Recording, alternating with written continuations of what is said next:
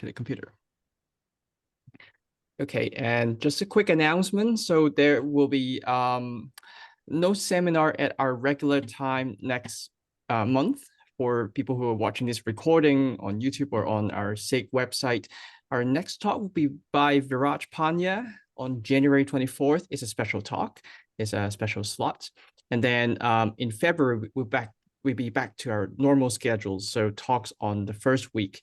And starting in 2024, all the talks are moving to Wednesday, same time at 1 p.m., but first Wednesday of the month. Okay, so we'll send this out in an email. And for those of you who are watching this before the AAS, please join us at the Cosmic Origins program section. That is Sunday morning at I think 9 at in one of those room 244, I think. At 9. Okay, well, great. So Ben, you want to take it over? We split it up into theory and observational talks, and so I'm absolutely delighted to present Blakesley Burkhart. She has mentored one of our U of L students. You are a U of L undergrad, right? That's back right, in the day. Yeah. We're absolutely thrilled to see how you're doing. Thank you so much for giving a talk about an actual instrument that we want to put on Hab Worlds. That sounds amazing. So I'm curious to hear what you have to say. So take it away, Blakesley. Great, thanks. Yeah, thank you, Bene and Aaron, for inviting me to give this talk. I'm a theorist, but I'm very much an observationally motivated theorist. And I've been realizing for a while now that somehow my favorite wavelength range would be the near to far UV, because of some of the theoretical work that I've been thinking about and working on with my students. And I'm going to talk about two of those science cases today. It's going to be a bit of a whirlwind tour of two different scales, two very different sort of science goals, but I think both of them come together nicely with motivating a high resolution FUV spectrograph. And it's just the kind of thing that, right now we have Hubble costs for however long, knock on wood, that we have costs, but even costs can't really do some of this science because of the small field of view. And so I should also add high field of view would be incredible, especially for the second part of the talk on the molecular ISM. So I'm going to start actually with, showing this video here. This is going to be part one of the talk, the hot intergalactic medium. This is a video from the SIMBA collaboration showing the formation of large-scale structure and then early galaxies. And then the bubbles you see expanding there are the activation of supermassive black holes. They model this with two different modes, a radiative mode, which quenches star formation, and it has high accretion rates. And then the hot gas you see, and you see one kind of puffing over here, this is the jet mode. So AGN jets that, as I will show, do a lot of really interesting things to the CGM and the IGM of galaxies. And this is something that we can, I think, probe in the FUV, and Hab Worlds is going to be incredible for this. And then at the end of my talk, I'll zoom in to the local interstellar medium and talk about cases for warm molecular gas, again, that can also be probed with the FUV. So, I think the starting point here is to think about our priorities for the next 10 years or so. And of course, Astro 2020 already set those priorities. I'm going to be focusing my talk here on cosmic ecosystems, that third area. So understanding the origins and evolutions of galaxies from the cosmic web of gas that feeds them to the formation of stars, right? So this connects all of the messy astrophysics of baryons, how those baryons are mediated by feedback from stars and from black holes, how that gas ends up getting into stars in the first place, right? This connects the largest scales of the universe, many megaparsecs in size, down to the size scales of stars. And so that's going to be also reflected in my talk today. Habitable Worlds Observatory, this is, I mean, so exciting, like even for a theorist to think about what could be possible with this, you know, an 8-meter space telescope for the primary. The current idea is a chronograph to search for 100+ nearby star systems for Earth-like planets and characterize their atmospheres. But of course, a lot of galaxy science can be done with this, especially with a UV optical and infrared instruments. There's going to just be a lot of exciting things here. And I'm going to focus on particularly science in the FUV, although of course, a lot of what I'll talk about will also be very, very much complemented with optical and infrared capabilities as well. And this is a figure taken from the decadal survey to talk about this galactic gas flow priority and understanding how gas arrives onto galaxies. It cools. I don't know where my mouse is. I don't know if anyone can see it. I can't see it. Anyway, so gas cooling, inflow, how that gas then cools further. It forms molecules. Those molecules then becoming dense and gravitationally unstable, forming stars, and then stars and star formation back reacting back on the gas through the injection of UV photons, of winds and jets, and of course supernova that heat the gas and create this cycling of gas. And so the first part of the talk, I'm actually going to focus on feedback primarily from black holes and from AGN, and how that actually affects the largest scales in the universe and how we can observe that in the FUV. And then part 2, I'll talk about molecular gas and zooming back into the smallest scales of this cycle of gas and star formation and feedback. Right, so that's the outline. Part 1, the largest scales, black hole feedback.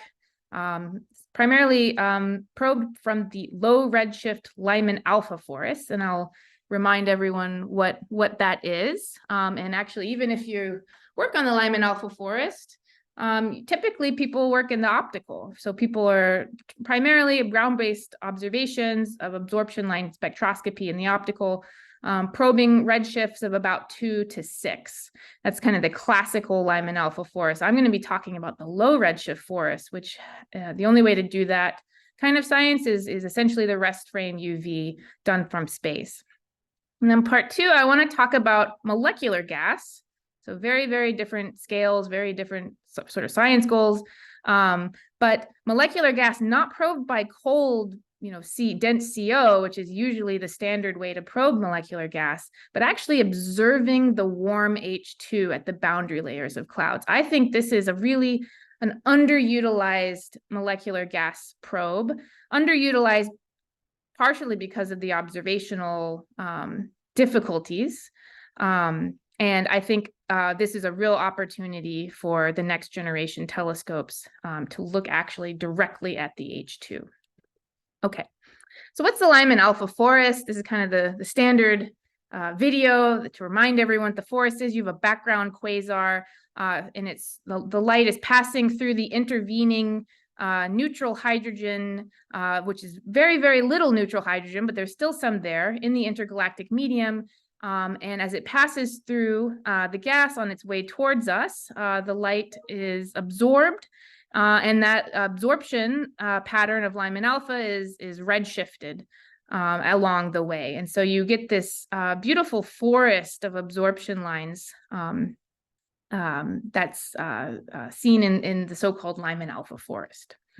So this has been around as a diagnostic of the intergalactic medium since the 60s. There's a huge wealth of, especially of ground-based observations of Lyman-α spectra, many thousands and thousands, especially from the Sloan surveys of spectra towards quasars at different redshifts. So the bottom plot here is an example of ground-based optical spectra of a quasar in the Lyman-α forest resulting from that observation at redshift 3.62. So you can see the forest is very thick, so to speak. There's a lot of absorption lines, this probes a much lower optical depth than if you were to go to higher and higher redshift. If you go to the lowest redshifts, so now the top plot there, you see the forest is much thinner, so the optical depth is even lower. The gas is even less neutral. There's more ionized gas. This is redshift 0.158. This is a COS spectra. And so there's clear differences in the forest as you go to different redshifts, right? So what have we gleaned from these observations? Both primarily from the optical. So first, the IGM is highly ionized, right? So there's very low H1 optical depths. That's why we can actually see a forest to begin with. And that's, of course, due to ionization, primarily from quasars themselves and also from star-forming galaxies that are pumping out ionizing photons into the IGM.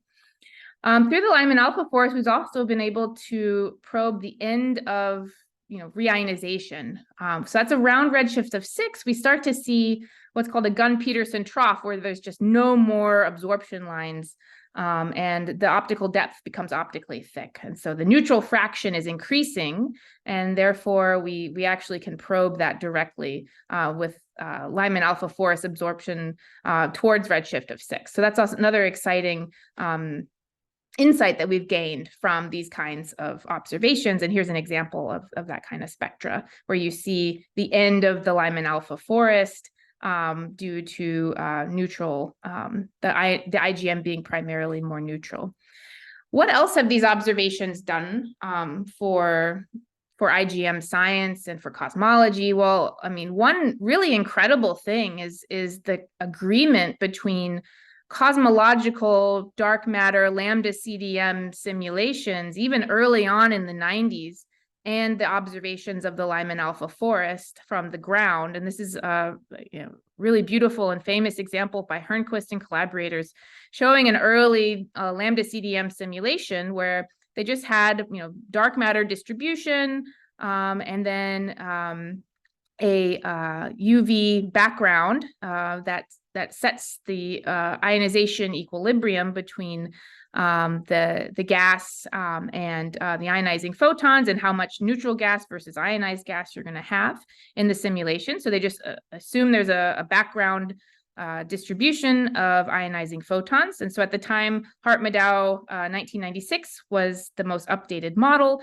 And lo and behold, if you just have lambda CDM and that constant UV background model, you get a really beautiful match between the observations and the simulations. And so this was one of the real boons for the cosmological lambda CDM simulations and that model of cosmology and the comparison with the observations of the forest. So this is the column density distribution that I'm showing from that paper. I'll show this plot several more times.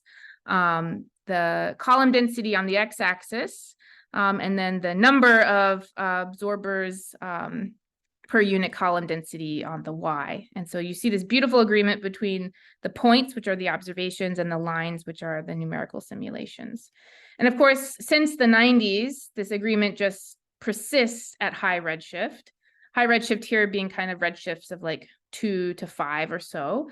In the cosmological simulations, here's a nice example from the OWLS collaboration, where they have the red line there, the lambda CDM cosmological simulations with a model for the ionizing background, and then the data points as points, and you can just see this incredible match. That's not a fit, right? It's just the data and the simulations follow really nicely together.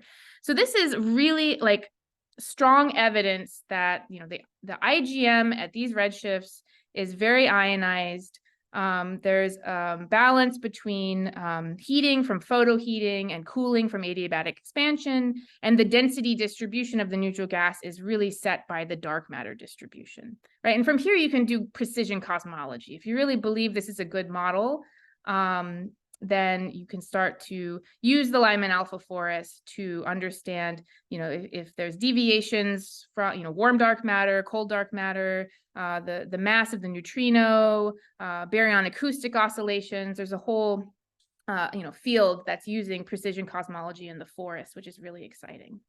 Well, all of this is out the window at low redshift, right? And here's where I get to the importance of the UV. right? So this is all, so far I've been talking about the optical. The low redshift forest is still really exciting. And it's really challenging. So actually still even down to redshifts of 0 or so, most of the baryons in our universe are not in collapsed objects, right? They're not in galaxies or groups. They're actually still out there in the IGM. So if we want to know what they're doing, we still need to look at the forest as our main probe of the intergalactic medium. But it's hard, right? So COS cannot achieve wavelengths and sensitivities needed to probe quasars greater than around redshift of 1. So we really don't have any telescope that can get us to redshifts, between around 1 and 2. Beyond 2-ish, we can start to use the optical, but and then below 1, we can use COS. There's sensitivity there. I'll talk about that towards the end, kind of what kind of meter class telescope we need, but basically COS can't do it. Of course, we need to go to space to do the FUV. So there are, COS and FUVs and Galax. There is now recently in the last, like 6 or so years, 8 years, there's been a couple of attempts to combine surveys from COS, FUVs, and Galax to have a statistical sample of absorption line towards background quasars. So one particularly important study was Danforth et al., who provided a sample of about 100 or so low Z absorbers.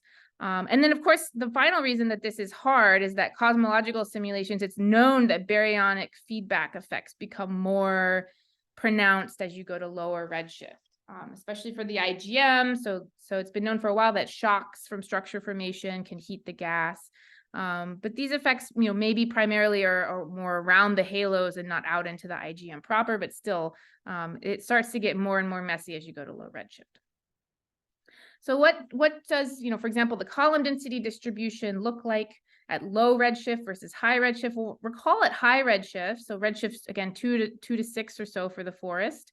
There was a really nice match with the column density distribution between cosmological simulations, even cosmological simulations from the 90s, and the data. And that's just not happening at low redshift. So Kohlmeier et al. 2014 reported the kind of the first discrepancy with this data set from Danforth and gadget simulations that had at the time the most updated UVB from Hart and Maddow 12.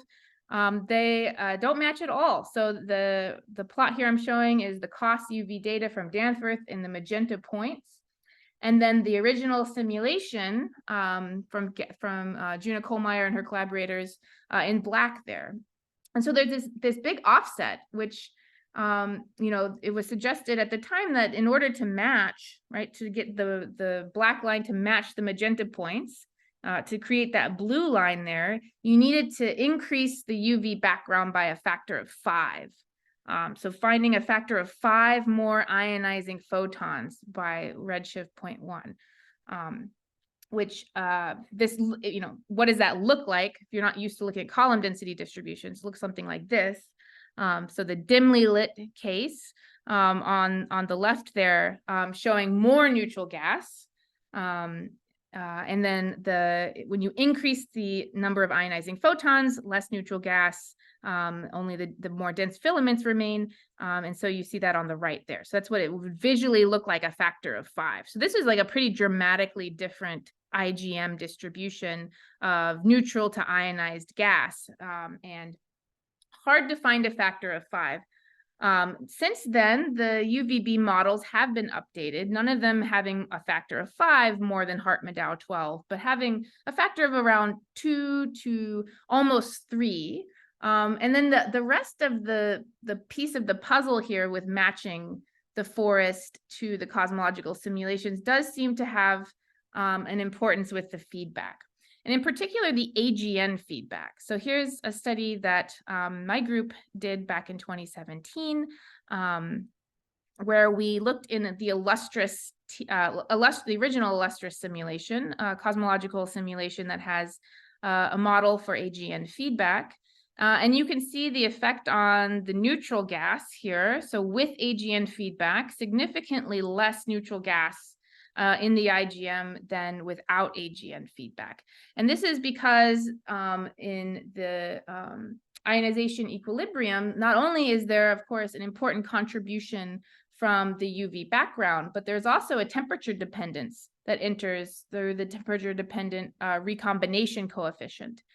And so if you heat the gas by any other mechanism, shocks, AGN, jets, however you want to heat it, that will also affect your optical depths of your absorption lines and change the column density distribution, change the flux statistics as well. So here's the illustrious cosmological simulation, what the column density distribution looks like there. This was a study by Alex Gurvich. Illustrious there in the green line, not matching Danforth 16 by any means. You certainly wouldn't want to do precision cosmology with this, but definitely altered from the gadget simulations from Kohlmeier, who didn't have an AGN model. So the AGN feedback definitely can change things. This is a comparison of illustrious and TNG, which is the illustrious cosmological simulation team's a more updated AGN feedback model, where they changed instead of at the low accretion a hot bubble that expands, they instead have a kinetic mode of AGN feedback. And so because there's no more hot bubble, that has a dramatic effect on the IGM. The column density distribution increases in amplitude, so there's more neutral gas at different column density bends compared to the illustrious. And I'll note that they have the same UV background, right? So usually people can tweak the column density distribution and match the forest by altering the UVB, and it's actually one of our primary diagnostics for the UV background. And so this is a little bit troubling because it means now there's a degeneracy with the UV background and the AGN. And again, here's a visualization of this.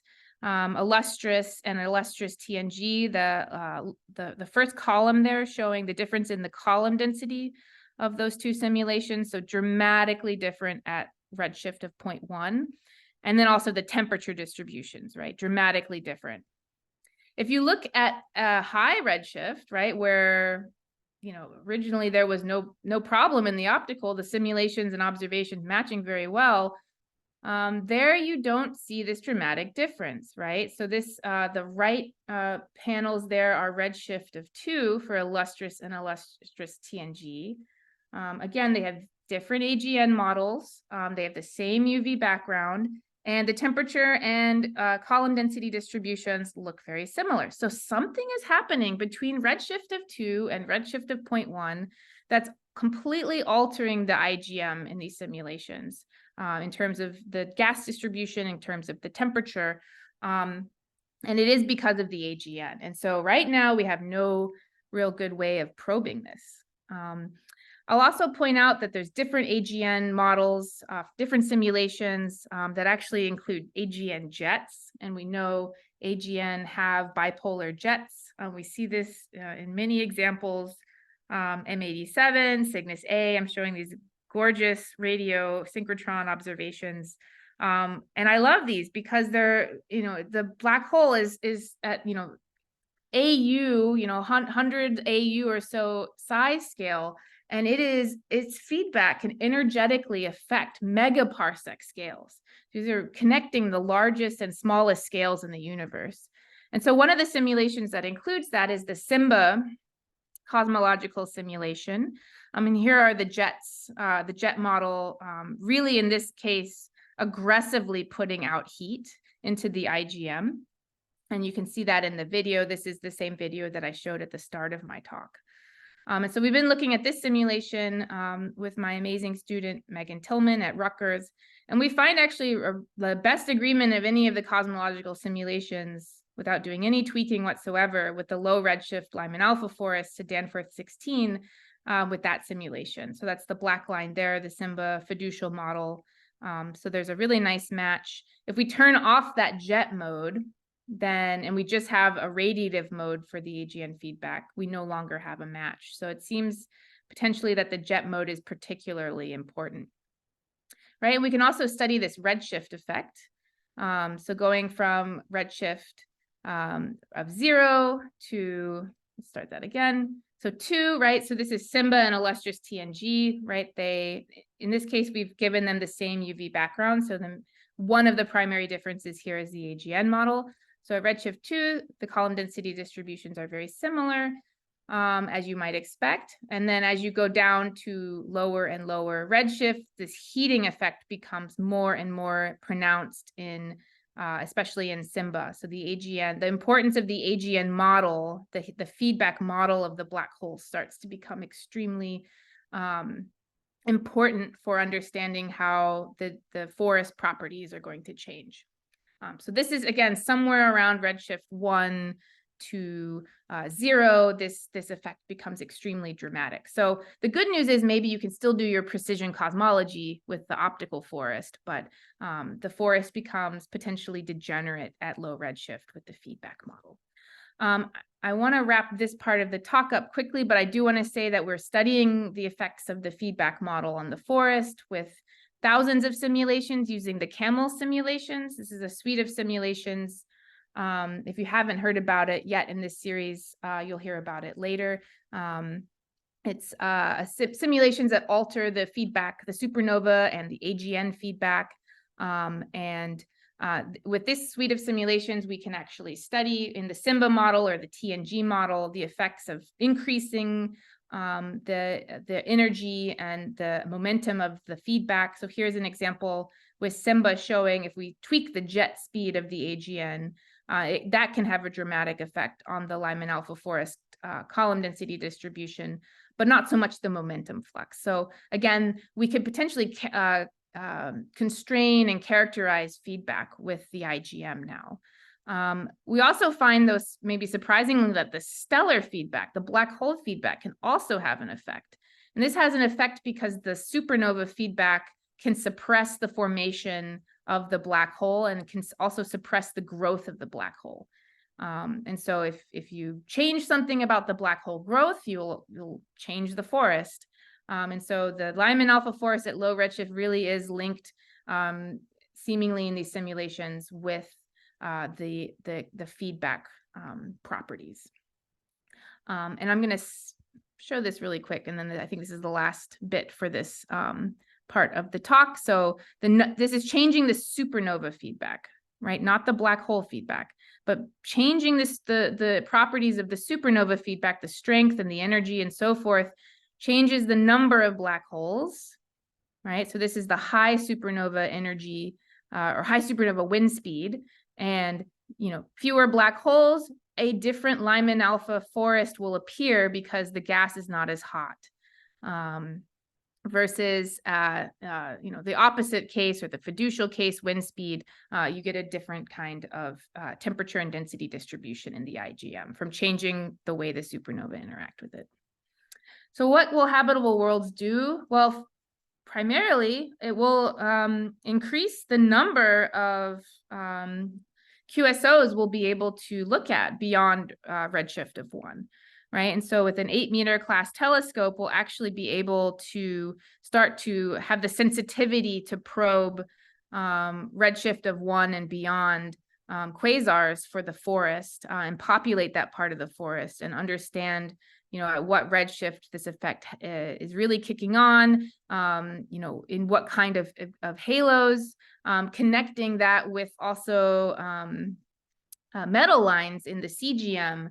Will be really important. And Jason Tummelson actually talked about that a couple months ago in his talk. He outlined a lot of the science for the metal lines, which I think will be really complementary to looking at the neutral hydrogen with the forest. And as you can see from this plot that he showed in his talk, Hubble just doesn't have the sensitivity to get really out past redshift of about 0.5 or so, whereas habitable worlds will be able to do that. So that's really exciting. So at this point, I want to dramatically shift to smaller scales in the interstellar medium. This is another science case that I'm super excited about and working on with my group at Rutgers.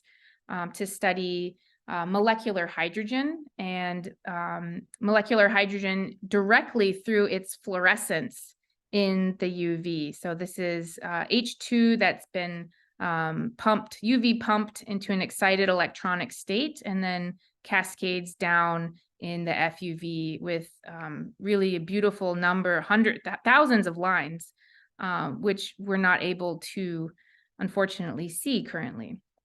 So why is this interesting, right? So star formation, right? We're usually wanting to see the cold molecular gas, the dense cold gas, which is not probed by H2. H2 doesn't have a dipole moment, and so you really need to go to the quadrupole moments to see the H2. So unfortunately, that's very high temperatures, and we have to look at other kinds of probes like CO, and that's the typical story, right? And you know, to the point where you even go to, you teach your ISM class and you're like, okay, let's talk about observing H2, and everyone's like, oh, you can't observe H2. You can observe H2 at the boundary layers of cloud in what's called a photodissociation region. And there's other tracers that you can look at there, like C+, which are probing as tracers of the H2 in that boundary layer as well. But if we want to actually see the H2, this is something that we need to do in the UV. What are the questions, right, that we could address if we could see that, right? The chemical lifetimes of molecular hydrogen. Is an individual H2 molecule short-lived or long-lived, right? And how does that relate to the overall molecular lifetime? The molecular life cycle, the conversion of atomic hydrogen to molecular hydrogen, and vice versa, that gas cycle, how is that related to star formation? Does that rate set the star formation rate, or is it something else, right, that connects to the efficiency? How does all that change with environment, right? If you're in the galactic center, if you're in the outskirts, if you're in a low metallicity environment, how does that alter the molecular cloud masses, the formation and destruction of H2? Of course, stellar feedback plays a role in dissociating the cloud, in dissociating the H2, right? That regulates star formation, is kind of the current mode of thinking. Is that really true? And of course, we can actually see all of these in simulations, right? We can follow the chemistry of the H2, the CO, we can look at the whole PDR region in our simulations, but I think in order to really make progress on these questions, we need to have observations to confront these simulations, right? And so how can we do this, right? So H2 excitation, there's thousands and thousands of lines, and they persist from the UV all the way into the infrared. And so JWST is observing H2. It's observing H2 emission lines, which are very warm and either are from shock heated H2, or they're resulting back from this cascade of photopumped H2 in the UV that then cascades back down into the infrared. And so it's a little bit difficult, I think, with JWST in order to disentangle these different emission processes, right? Either you're seeing lines that are shock excited, or maybe you're seeing lines that are resulting from this cascade back from the UV. It's just not a very good tracer in the end of the dissociation process itself, because it could also be tracing this shock excitation and collisional excitation process. And so if you could combine JWST with a FUV telescope that has high enough spectral resolution to resolve these lines, then you're really in business, because then you can really see all the hundreds of lines that you might want to be looking at, and you can disentangle the excitation processes. And that would be really exciting, because there are many different excitation mechanisms. There's collisional excitation. There's obviously the FUV exciting of the electronic states. And then there's other things like X-rays or cosmic rays that could also excite H2. And so there's a lot of different ways to probe the mechanisms of excitation if you had a telescope that spanned the UV, optical, and infrared. So this is really exciting. And so this is something that people have wanted to do for a while.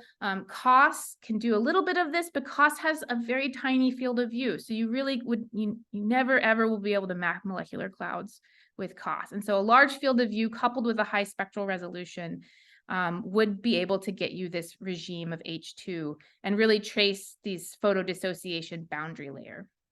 And so, this has been done at very low spatial and spectral resolution. So there's a paper by Joe et al. 2017 that looked at FIM sphere data combined. And so this is, we know we will see these emission. We know it is there. We know H2 is there. We know it's fluorescing. It's just a matter of getting the spectral and spatial resolution needed to connect that with the molecular cloud boundaries and connect that with the star formation.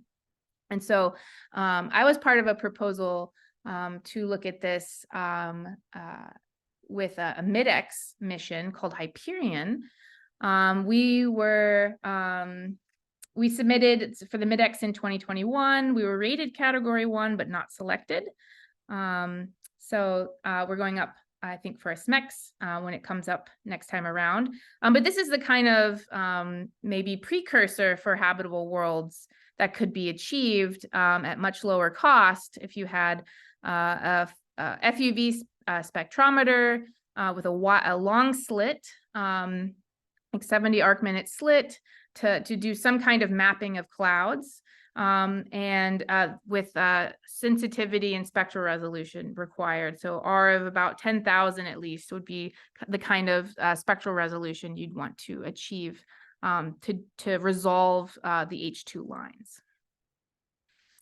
And so for Hyperion, the goals here, and this would, I think, also very much apply for habitable worlds as well, to look at the dissociation of H2. So that would be just directly from looking at the total intensity of kind of the 10 brightest H2 lines that you would see in emission. You could look at formation as well, either through assumptions of chemical equilibrium or through looking at the orthopara line ratios. You could get chemical ages from that for the H2. And then you could connect that then to star formation rates and to understand how formation and dissociation of H2 is connecting to the overall star formation environment of the clouds. And so this would be the main science goals. And of course, right now, we're studying this with numerical simulations. We're making synthetic observations. So far, we've been using the Silk Zoom simulations. These simulations are zoom-ins of molecular clouds that come from a kind of a tall box or a slab through a Milky Way-like conditions. They have non-equilibrium chemistry, so we, tracking the atomic and molecular hydrogen, CO, H+, etc. They have supernova feedback and UV feedback from forming stars. And so these are a nice simulation suite to do these sorts of synthetic observations.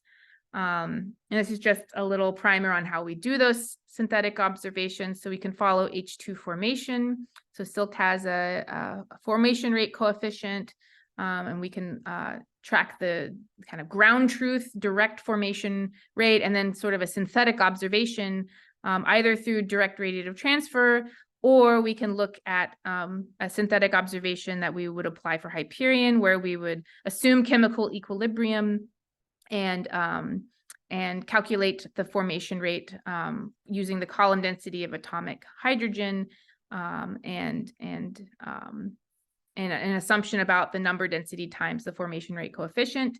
And then the H2 destruction or dissociation is actually much simpler than the formation in terms of observationally measuring it. It's really just directly observed from the total intensity of the fluorescent emission. And of course, you do have to worry about self-shielding and dust. And our plan there is to reuse these beautiful 3D dust maps in order to have a 3D sense of where dust is absorbing in the UV. So if you can make these observations of the formation rate and the dissociation rate, then you could make plots like this, So these are kind of our synthetic observations at different points in time in the simulation. So the different colors are the model age. And we see tracks in these simulations, right, where you could observe at very early times in the cloud's lifetime where it's building mass, it's accreting gas, the H2 formation rate is very high. And then there's a period in this cloud lifetime where it sits on this 1-to-1 line roughly, where it's cycling between formation and dissociation, and that's partially fueled by forming stars, which are pumping out UV photons, exciting the H2, dissociating the H2, while accretion is still ongoing from the reservoir of atomic gas. And so we see that in that yellow region.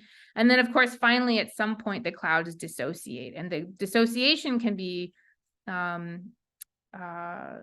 it can be caused by different mechanisms. It can be caused by supernova, it can be caused by shear.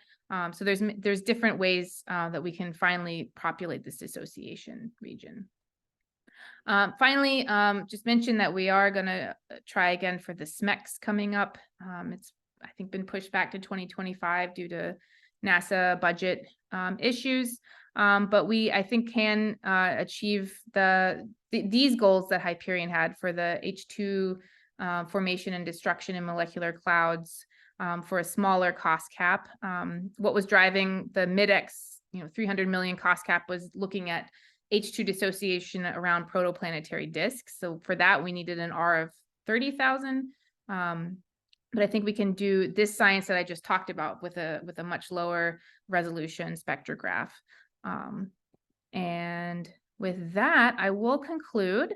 I've got a few conclusions from part 1 of my talk regarding the intergalactic medium. Basically, the short of it is that, really we want to probe redshifts of 1 to 2. That would be incredible, but cost can't get us there. It doesn't have the sensitivity. So we need habitable worlds for this. And then part 2 with the molecular cloud science and looking at H2 and looking at H2 dissociation and formation, right? If we had habitable worlds, or if we have EOS or Hyperion-like kind of telescope combined with JWST, we would really be able to map the extent of H2 and all of its excitation processes. And we really do need high spectral resolution in order to do that. So something like UVEX isn't going to have the spectral resolution that we need to resolve those lines. And so really, for both of these science cases, we do need something that has a higher spectral resolution in order to get the line diagnostics for these science goals. And with that, I'm happy to take questions. Thank you for a nice talk, Blakesley. I think we have a question in chat. So Maniac, if you want to ask yourself, feel free to unmute. Yeah. So basically, thanks for the nice talk first. So when we're looking at the powerful video Galaxies SIG, say Hercules A, we see about outflows starting from like 1 to like 30 kPa switching out, and these are AGNs at I think at 0.4 redshift. So that's kind of probing the range you're talking about, 0.1 to 2. So I was curious, what's this scale of the outflows you see in your simulation, so that we can start comparing what we're seeing in the observations? Well, yeah, I mean, the outflows reach megaparsec scales, but of course they are originating from a much smaller scale, essentially the resolution limit of these simulations. And there is a lot of exciting work being done to try to connect these different scales with AGN modeling, right? So going from the disk scales, how, really modeling the torques of the disk and how that feeds the central engine, to launching the jet, that's happening on parsec scales. So the simulations I'm showing don't resolve that at all. They sort of start at the maybe, tens or hundreds of kpc, launching this jet, and actually the jet doesn't really even interact with the ISM. That's not resolved at all. It's decoupled. So it couples back to the kind of CGM region much later. So these simulations, what I'm really interested in is this megaparsec right scales. I mean, if the jets are really reaching at like not megaparsec, at least like a few hundreds of kiloparsec, you would expect it's doing something at a large scale, right? Definitely, yeah, and you see the effect on the CGM as well of the jets, and so there's a lot of ongoing work, using these different cosmological simulations to study the effect of the AGN on the CGM, on creating the warm, hot ionized medium. Where most of the missing baryons, right, what caused them to become so warm that you can no longer see them. It's certainly the AGN feedback plays a huge role in producing that warm, hot ionized medium in and around halos, in the CGM, and also in the IGM. But that's like a mystery because there are so many papers I see, like including JWST observations, even like in the low redshift, people say like those AGN outflows are just falling back as a galactic fountain. So like if that's like really falling back, then like what's creating all this relation? So like where's the true feedback? So I was wondering right. Yeah, no, I mean these simulations all suggest that the AGN, I'll just play this little video again. It's not just falling back. Like there's one of the jets kicking off around redshift 4, right? I mean, this heat, this energy momentum, that's going megaparsecs out, right? And then it expands with the expansion of the universe. So these jets, I mean, and of course you observe the synchrotron jets on megaparsec scale. So we know the AGN can affect large scales. Now, is this model right? The SIMBA AGN heating model? It's probably too aggressive. It's probably heating too much, the IGM. I don't think any of these AGN feedback models are the right model. But it's something that we can use these observations to refine and to understand how to implement AGN feedback and supernova feedback, because they are coupled, and how to grow a black hole and how to seed a black hole. Like all of these things are kind of still the wild west of numerical simulations, and we need the observations to guide us. Exactly, like what what percentage of like AGN feedback versus stellar feedback you need, and like how do they like actually then translate to like different black hole seeding models, and to see basically the black hole masses we see these days. I don't know, I think these are still open questions, right? That's right. Yeah, and I think they'll be open until we can have the observational probes needed to constrain the models. Thank you so much. Thanks. Okay, I see that there's a raised hand from Mahdi. Yes, can you hear me? Yes. Perfect. Yes, thank you for the great talk. So my question is about the first half of the talk. So the field of view for HWO, is it like big enough to basically map the inner galactic medium in 3D?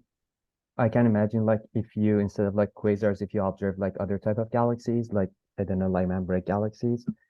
So the technique people have for like the tomography at like redshift 2, could it be like applicable to low redshift? So basically mapping the inner galactic medium in 3D. So you don't have to, in that case, only look at like a distribution of the high column densities. We can actually map the 3D structure. Yeah, no, that's an excellent question. I don't really know the answer, but like this is the situation, right? So with Sloan, we have thousands of quasars. I think even with HWO, we may not get quite there. Maybe we'll get 1,000. I think then you could start to do mapping. It really just depends on how many quasars we're going to be able to get at these redshifts. And yeah, with Hubble, there's just no chance like that we'll have enough quasars to do that kind of science. But potentially with HWO, it might be possible. I see, yeah. So and that'll just depend on, a lot of the factors that end up, the size of the telescope, the wavelength coverage. So 8 meter like diameter, if I got it correctly, it is going to be like around 8 meter, right? probably think so. could be That's big enough to even like observe fainter like galaxies, not necessarily quasars, right? In that case, like the number of background sources is going to increase. So That's the right. spectrum density is going to increase, and probably we can like do some like tomography mapping of the Yes, yeah. No, I think that's an excellent point, and really exciting. I appreciate Yeah, it. there's just no chance with Hubble, but HWO I think might be able to do it. Sounds good. Thanks. Great. Is there other questions? Hi, Benny. I mean, I always have a question. So in the very first slides about like the high redshift, redshift 3, the column densities go up to 18, 20, 22. That's the kind of column density you can get from radio H1 observations. But if you, well, not at redshift 1, but at the low end. So could you constrain this forest, so to speak, with direct H1 detections? I think you can do more. The issue here, let's see if I have any. Yeah, I've got some that go up to 17 here or so. The issue here is that, you need bigger and bigger boxes in the cosmosims in order to start constraining what we call the damped Lyman-α systems. This isn't quite damped. This is, that's kind of more like 10 to the 20-ish and above. But you're not, at that point, you're not really tracing the IGM anymore. You're tracing more the CGM of the galaxies, which I think is still constraining. That definitely, what's happening to the forest trait in the IGM is equally, affecting the AGN and the stellar feedback is also affecting the kinds of metal lines that you might see in the CGM as well. And so I think the H1, the denser H1 around the galaxies also can tell us part of this story as well. But you won't be tracing the real diffuse gas in the IGM. Because I think this is part of our the goal for the square kilometer array as well, right? To go see the intergalactic and then CGM as well, but in H1, so that those really low column densities. So as soon as I saw a 10 to the 16 or so go by, I was like, okay, that's the cold streams that they're after. Right. I was curious if that would be an independent constraint as well, because up to redshift 1 is something that's sort of heaving into view, right? We're getting down to those sensitivities. There might be a way to do intensity mapping just on deep fields. So I was curious if there was any thought going into that, because that's a definitely. I think here we need bigger box simulations. These camels boxes here are only 25 megaparsecs, and so you see all the models. They're not really saying much as you go to higher column density. And so I think bigger boxes, more statistics, they might start to, be more discerning there in the forest statistics. So I think that is really promising. But it would be hard to run parameter sweeps like this with different, feedback models with bigger boxes. It just becomes very expensive. Although the Camels team I think they're doing a couple parameter runs with like 50 megaparsecs. That's something that they're talking about upcoming. So that would definitely help with the statistics at the higher column densities.